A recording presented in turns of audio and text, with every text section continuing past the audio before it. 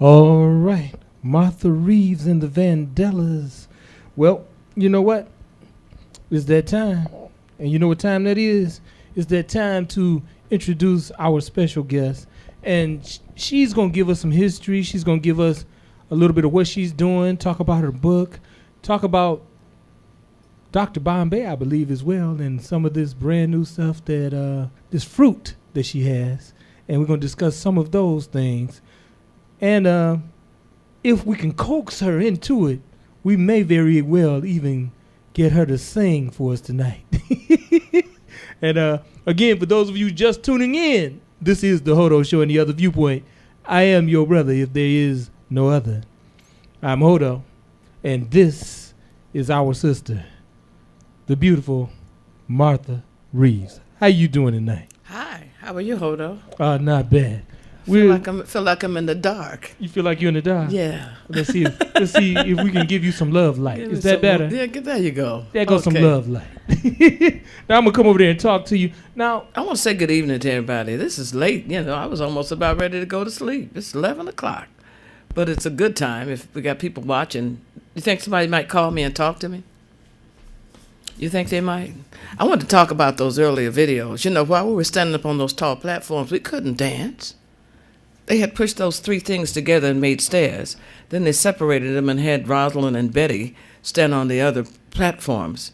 And everybody was dancing around us, almost doing the flip. You know, they were dipping around and kicking their legs, and we couldn't move on those high rises. And those were not the Funk Brothers. I know the music sounded different, but those were some studio musicians who were trying their best to play the funk like the Funk Brothers, but they didn't quite get there. But it was interesting to see that they would even try. all right. Now, me take mine off. I'm just used to holding mine in my hand. You go for it. All right. Now, first of all, I want to thank you for coming down with us. We've been trying. Oh, yeah, and by the way, on My Baby Loves Me, that was the Four Tops singing behind me and the Andantes, and I understand you had the Stubbs Girls on. Oh, yes. A couple of times. Well, her brother, Thelma's brother, was singing on that record with O.B., Lawrence, and Duke. Okay. And those beautiful voices. And every time I hear it, I just love it because I had a chance to sing with the Four Tops and the Andantes, Jackie, Louvain, and Marlene.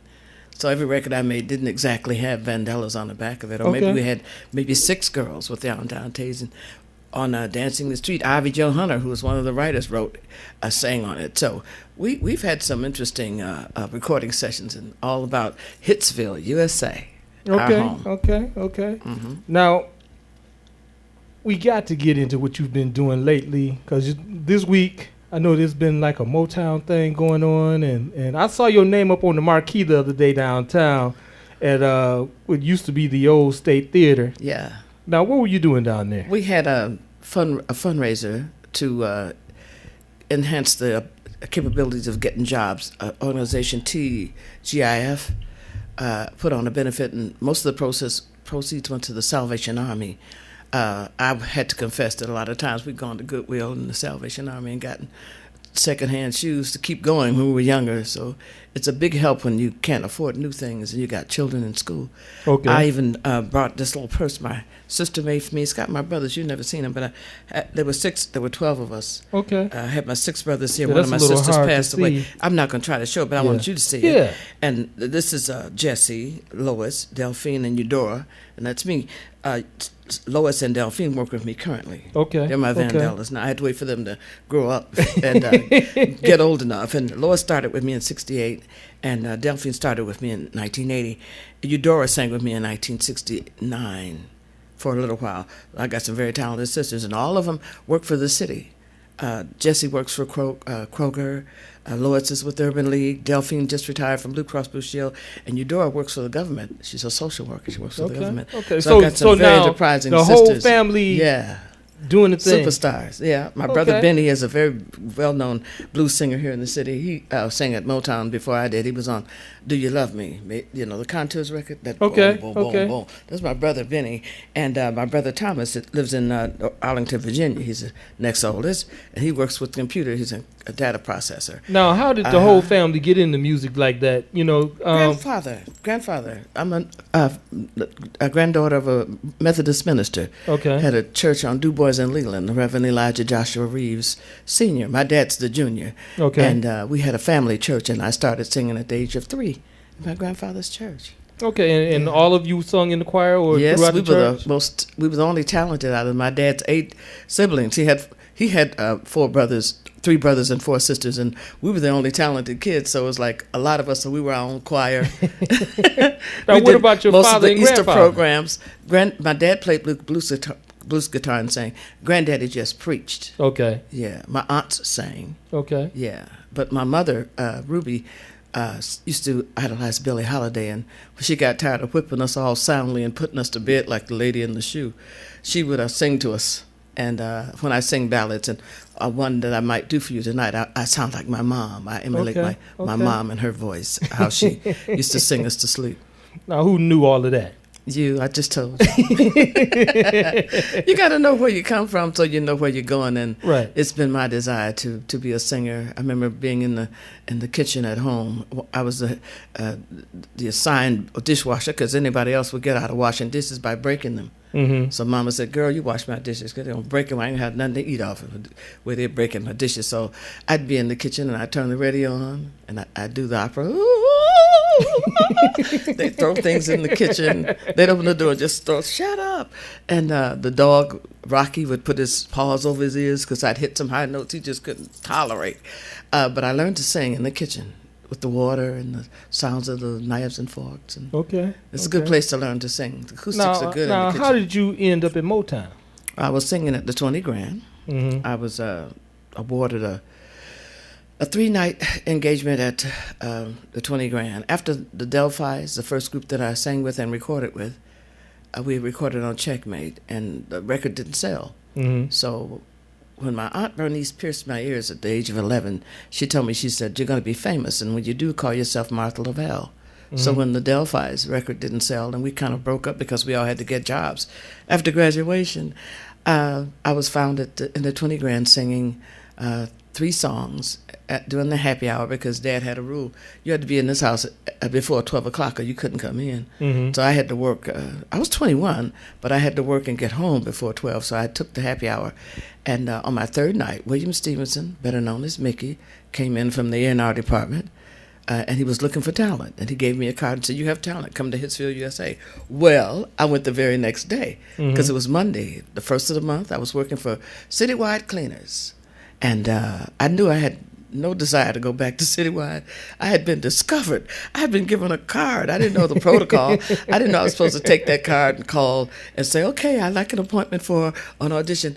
I went there the next morning at secretary time, and Mickey was there, William Stevenson, had on the same suit that he had on the night before. He had been up all night writing a song for this drummer, Marvin Gaye. Okay. Yeah.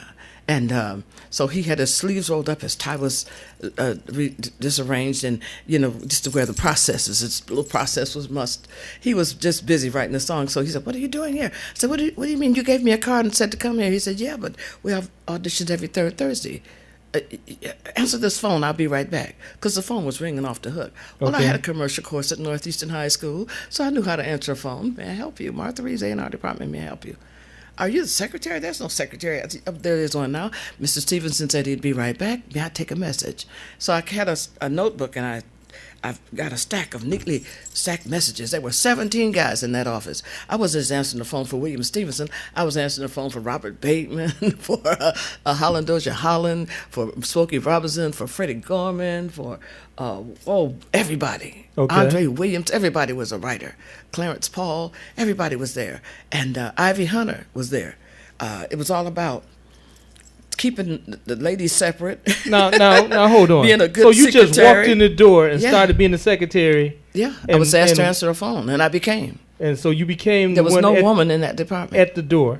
Because I've been to the Motown Museum and checked out a little of the history. I went to the front door. She buzzed me in, and right there where that tape library is where the A&R department originally was located. Okay, and And so it was you it just was a walking in piano. the door and having, first of all, some skills Yeah. beyond singing, Yeah. You were able to get a job, which led to you. Well, it wasn't really a job at first until my dad told me after 3 weeks, he said, you better get some money from those people. He said, because you're going down there, maybe you make $5 when you do some sessions and you stand up and snap your fingers or pat your hands and keep the rhythms. That's not enough money. You're not getting a salary. You can't go back unless you get a salary. So in 3 weeks, I cheerfully went back to William Stevens and said, look, my dad said I can't come back here. Okay. Since I'm just wasting my time here. So he went to Berry Gordy, and Berry allowed me to get a raise. I got a raise from $5 a session to $35 a week, and Okay. I was happy because I could go back and tell Dad that I had did what he asked me to do, and I was indispensable. 3 girls replaced me when I went on my first Motown review, which was 94 one-nighters. It was in 9 months, almost like I had a baby. It was like 9 months, and I got on the bus with Little Stevie Wonder, the Supremes, who didn't have a hit at the time. They were singing a song called "Let Me Go the Right Way." We had the Contours, Barry had written a song for them called "Do You Love Me." They had been singing First I Look at the Purse. The Miracles had a record out called Get a Job. Then they had one out called Shop Around. And Marv Johnson was on the tour singing You Got What It Takes. So that tour left Detroit with a 12-piece band, a Choco Campbell band, on a broken down trailway that didn't have a toilet. And we rode all over the United States for 94 one-nighters. 3 months of riding, maybe 1 or 2 days off. And the only hotel chain that would allow us to stay would be the Holiday Inn. Okay. And we stayed at a black hotel down in Alabama somewhere. Now that part of it had to be kind of hard, especially during those days when you couldn't use the toilet. You couldn't use the toilet. couldn't use the water fountain. That's right. You had to find colored on it, and they would be so nasty you didn't want to go in there. We learned how to bush. We learned how to go in the bush because we went to one gas station, and this man took offense when I think it was Bobby Rogers and Joe Billingsley and I can't remember the third gentleman, might have been Sylvester Potts, ran in the station and said, "Hey man, where's your bathroom?" But he was one of those kind of people who was programmed with you saying Yalsa and Nalsa. So he said, "What y'all niggers want?" So they said, "Don't you know who we are? I'm Bobby Rogers of the Miracles, and I'm Joe Billingsley of the Contours." And he got his shotgun out and came directly to the bus and said, "Don't another one of y'all niggers step off of that bus." It's the first time I ever saw a shotgun, point blank, and I backed back up and sat down. So the bus driver took us down the road where it was a little secluded spot, and we went in somebody's cornfield and relieved ourselves. But it was really scary. Yeah. That was scary. Yeah.